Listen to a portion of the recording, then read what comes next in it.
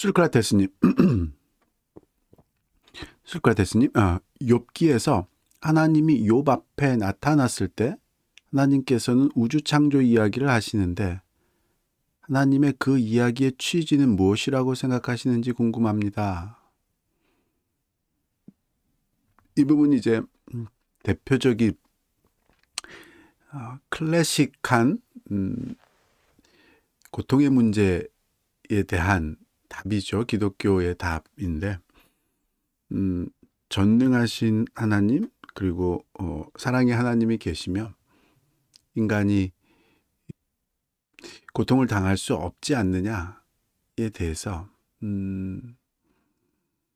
궁극적으로 그렇다. 그러나 일정 기간 동안 더 큰 행복을 위해서 하나님께서 고통을 허락하실 수 있다. 라는 생각을 해볼 수 있다는 거죠. 그게 이제 기독교의 대표적인 고통의 문제에 대한 답인데 그걸 문학적으로 표현한 면이 있다고 봐요. 즉 욥에게 하나님의 지혜를 생각하는 게 좋다. 욥은 아무리 생각을 해도 자신이 이렇게 큰 고난을 받을 이유가 없기 때문에 그 이유 없는 고난을 주는 하나님과 대화를 하고 싶었고 하나님에게 그 이유를 묻고 싶었던 건데 하나님께서 하신 말씀은 지금 너의 입장에서 내가 그 이유를 가르쳐줘도 알 길이 없으니까 기다림이 필요하다. 인내가 필요하다. 또는 믿음이 필요하다. 라는 말 뜻이라고 봐요. 저는요. 예. 술크라테스님이 그때 너는 어디 있었냐며 살짝 꾸짖는 느낌도 들었고요. 예. 없어서 꾸짖는다라기보다는 그런 창조 세계의 그 창조의 원리라든지 그런 것들을 내가 설명을 해준다고 알 수 있겠느냐라는 뜻인 거죠. 술크라테스님, 그 말씀 이후에 의외로 욥이 자기 변호를 하지 않고 입을 닫는 모습을 볼 수 있는데 이 부분 어찌 보면 하나님이 나타나 주신 것 자체로 위로가 돼서 아닐까요? 그렇죠? 때론 말보다 그냥 그 사람이 무슨 말이라도 해주길 바랄 때가 있잖아요. 아니, 이런 이제 감정적인 이유는 아니라고 봐요. 즉, 우리의 질문이 이해가 된다는 것이 개념적인 설명, 즉 어떤 논리적인 설명이 딱 맞아떨어지는 것이 내 마음속에서 받아들여질 때 그때 이제 이해가 됐다고 보통은 생각을 하는데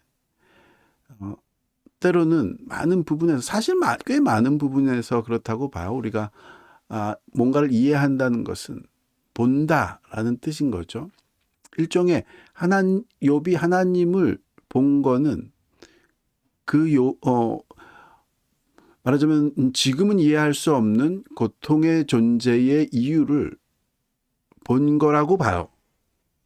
즉 우리가 언제 고통의 이유를 알 수 있느냐? 하나님을 볼 때 이런 뜻인 거죠. 뭐 이거를 이제 지금식으로 이야기하자면 우리가 천국에서는 우리가 이 땅에서 당한 고통의 의미를 알게 될 것이다.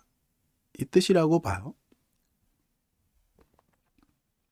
술크라테스님, 욥의 결론을 보면 자신의 고통을 하나님 안에서 경건하고 고결하게 이겨낸 거라고 보는 게 맞을까요? 아니요.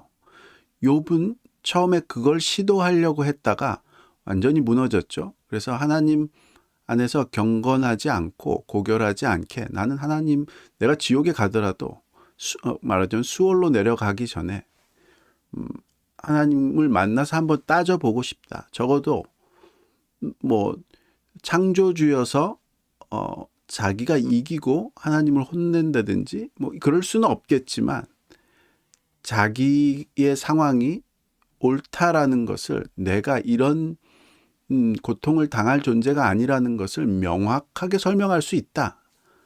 그렇게 생각한 거죠. 그걸 막 입으로 표현을 한 거고요.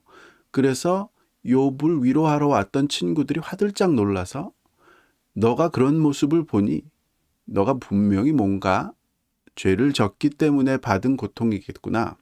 나도 처음에는 욥이 고통을 받는 이유를 몰라서 정말 뭐라고 할까요? 깜짝 놀랐고 또 같이 그 고통을 위로해 주고 싶었는데 지금 너의 행태와 말을 보니 너가 충분히 하나님으로부터 고통을 받을 만한 그런 존재다라고 굉장히 이 욥의 친구들과 욥 사이에 논쟁이 벌어지죠. 큰 논쟁이 벌어지죠. 그 와중에 절대로 욥이 자신의 생각을 굽히지 않죠. 내 상황은 하나님이 와도 인정할 수밖에 없는 상황이다. 내가 옳다. 나는 이런 고통을 당할 이유가 전혀 없다. 이거를 나는 너무 명확하고 너무 너무 분명하기 때문에 이건 누가 오더라도 신이 오더라도 그 하나님이 오더라도 내가 자신 있다. 뭐 이런 뜻이었던 거죠. 그래서 오히려 하나님 입장에서 욥의 이야기는 조금 더 뭐라고 할까요? 그리스도인들이 고통 때문에 겪고 있는 그 감정적인 혼란이라든지 또 겉으로 보이는 경건치 않거나 고결하지 않은 모습이 있을 수 있다는 걸 하나님도 잘 아시고 그런 모습 자체가 믿음이 없다는 것을 뜻하지 않는다라는 걸 아주 역설적으로 잘 보여준다고 봐요. 욥의 이야기 역시 이 문학적인 그런 요소가 있고 문학적인 요소를 통해서 어떤 진리를 표현하는 데 있어서는 역설적 또는 반어적인 요소들이 분명히 있죠. 그런 면이 있다고 봐요. 그래서 고통 속에 있는 신자들이 보여주는 때로는 굉장히 이해하기 힘든 모습들이 전부 다 하나님이 믿음이 없는 그런 모습으로 치부하느냐? 그렇진 않다. 술크라테스님, 나중에 7명인가 자식도 다시 태어나서 키우고 재산도 2배가 된 결론을 보면 하나님과의 관계가 회복된 거라고 볼 수 있을까요? 아니요. 하나님과의 어떻게 표현을 하면 좋을까요? 옛날 사람들에게 그 고통이 해결될 수 있다는 것을 보여주는 그런 표현이라고 봐요. 그 부분에서 뭔가 다시 에덴의 풍족함을 느껴서요. 뭐 그렇게 생각해 보실 수 있죠. 예. 그러니까 다시 회복된 그 고통의 문제가 회복된 상태를 표현하는 그런 표현들이라고 봐요. 물론 욥기 자체가 가지고 있는 이게 역사적인 사실이냐 뭐 아니냐 뭐 그런 논쟁부터 시작해 갖고 그러니까 제가 보기에는 그 욥기의 내용을 그냥 문자적인 그런 1차적인 내용으로 이해하려고 하면 거의 이해는 불가능하다고 보고요. 저는 그것이 갖고 있는 그것이 역사적 사실이든 아니든 간에 그것이 표현하고 있는 형태가 문학적인 표현인 것은 사실이고요. 대표적인 히브리 문학이죠. 욥기, 잠언, 또 전도서, 아가서, 시편 이런 것들이요. 그런 요소들이 가지고 있는 그 반어적인 또는 역설적인 그런 표현들이 잘 드러난다고 봐요. 또 상징적이고 은유적인 그런 표현들이 잘 드러난다고 봐요. 술크라테스님, 네, 구약학자 중에서는 욥기 안에 하나님은 무신론자 같다라고 말하는 사람도 있다고 하더라고요. 이게 무슨 뜻일까요? 하나님이 무신론자다. 여러분, 제가 잘 이해를 못하겠네요. 무신론자는 하나님이 없다, 신은 존재하지 않는다라고 주장하는 사람들이 무신론자이죠. 하나님이 무신론자와 같다라는 뜻은 무슨 말인지 잘 모르겠네요. 술크라테스님, 네, 그 정도로 이해하기 어려운 면이 있다고 하더라고요. 아니요, 저는 무신론자를 이해하기 어렵다고 보지는 않아요. 무신론자가 무신론자인 이유는 분명하고 오히려 어쩌면 더 분명하죠. 지금 말한 고통의 문제 때문인 거죠. 아니요, 욥기를요. 욥을 말씀하시나 보군요. 그러니까 욥이 무신론자 같다.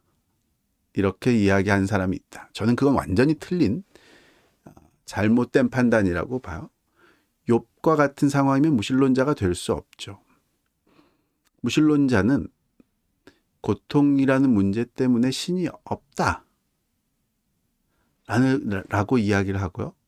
욥은 신이 존재하는 걸 믿는데 왜 이 고통이 있는지가 이해가 되지 않아서 그 신에게 따져보고 싶은 거니까 신이 없다라는 생각을 전혀 하지 않는 그런 요소인 거죠.